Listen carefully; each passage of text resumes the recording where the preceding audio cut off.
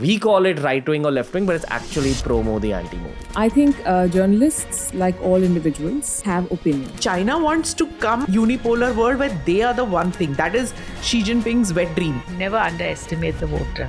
They know what is happening in the country. What is the future of our country according to you?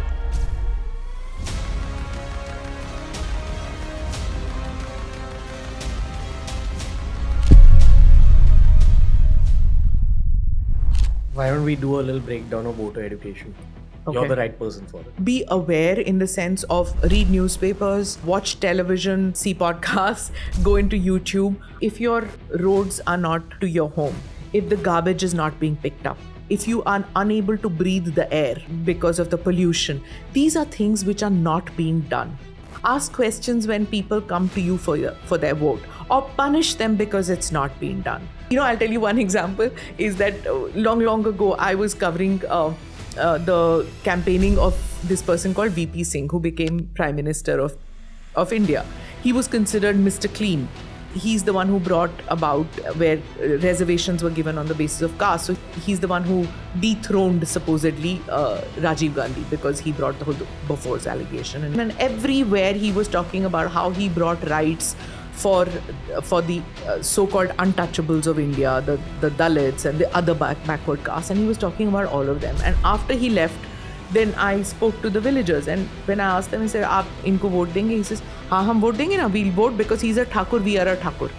And I was like, I went to interview him. I said, "Listen, you keep talking about, that you've made the lower castes of our country stronger because of your legislations. Those people are voting for you because you're upper caste and they are upper caste." He just didn't have an answer. Okay. What are our flaws? We are a noisy democracy.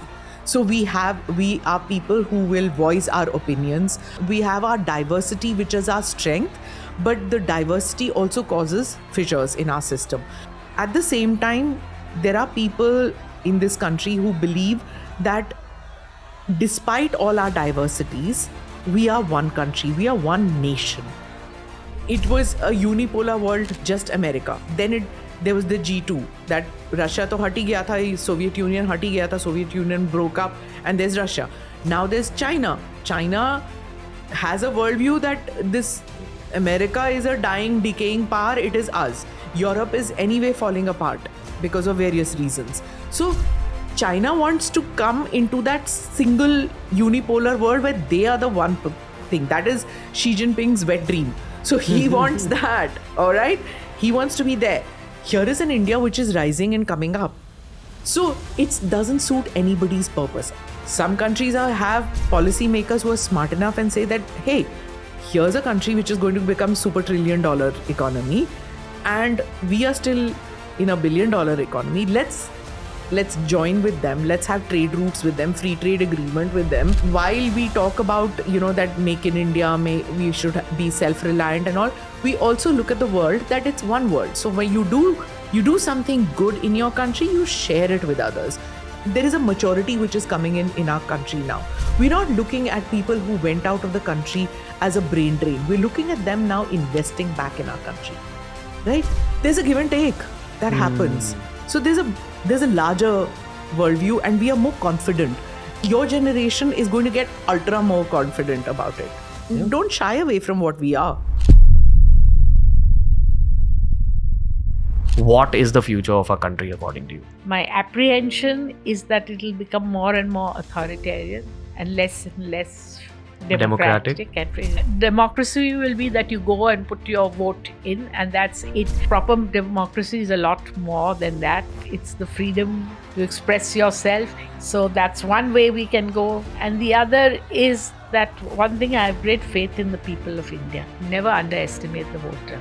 They know what is happening in the country. Do you think that there's truly religious segregation in the government's mind? That's the common criticism you hear, at least in cities. Yes, I think it's a vote-catching device, which is very wrong. Politicians should try and win votes by offering things like Mr. Modi did in 2014. He said, I want development for this country. That was his theme. Polarization along religious lines is when you have nothing else to offer. When you talk to a Muslim, a Christian, a lot of Sikhs, a lot of Buddhists in the country, there's a different kind of emotion in their heart. They do feel ostracized. That at election time tend to bring in a religious divide if they feel they need to whip up voter sentiment.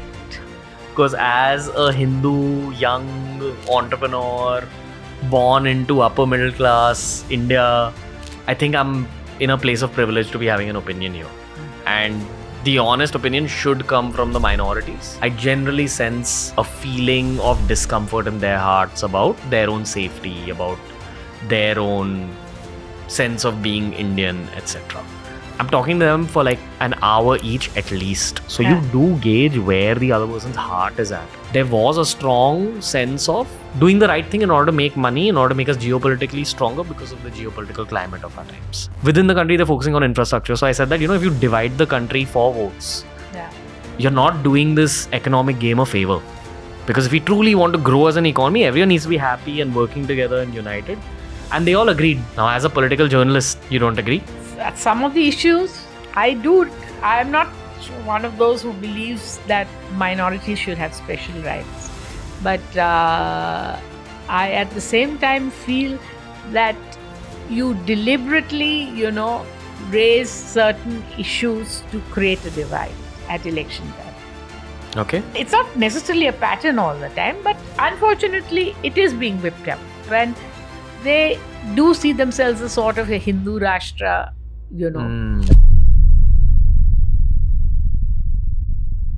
As we're moving forward in time, this line between the world of journalism and content creation is kind of getting blurred.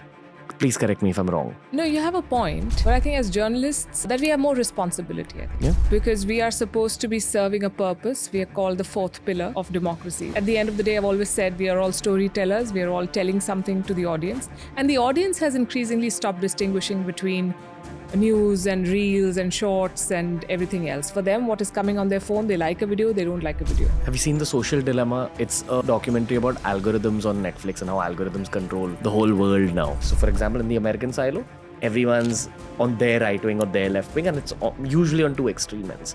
But the same can be said for everywhere in the world. Even India, right now, we call it right wing or left wing, but it's actually pro-Modi, anti-Modi. In this primarily extreme right and extreme left atmosphere, if you're a centrist, if you're apolitical, on top of that, if you're famous and you're an opinion maker, thought leader, you're categorized as one of the two. Yes, people do categorize you. People do label you. We are in a world where people are always boxed into these different segments, whether or not they think they belong there. Initially, it used to bother me, and I thought that I have to clear the air and say that, okay, I may agree with X person's policy on such and such thing, but that does not mean I'm a cheerleader for that person.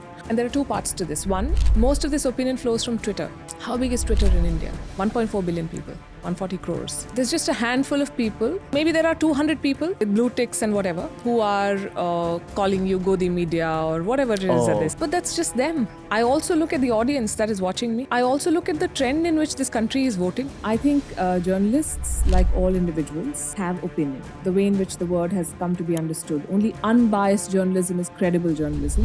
The first newspaper in India was called Hickey's Bengal Gazette, and it was an anti-British newspaper. So was it biased? Because it only did stories against imperialists. As journalists, we are supposed to take a stand against big corporations that are exploiting workers. Are we biased? Yes, we are biased towards workers, towards their rights. So journalists have always taken a stand. The mere decision to say that this is a headline and this is not a headline is an expression of your bias. In every decision that we take, we in some way let our bias speak.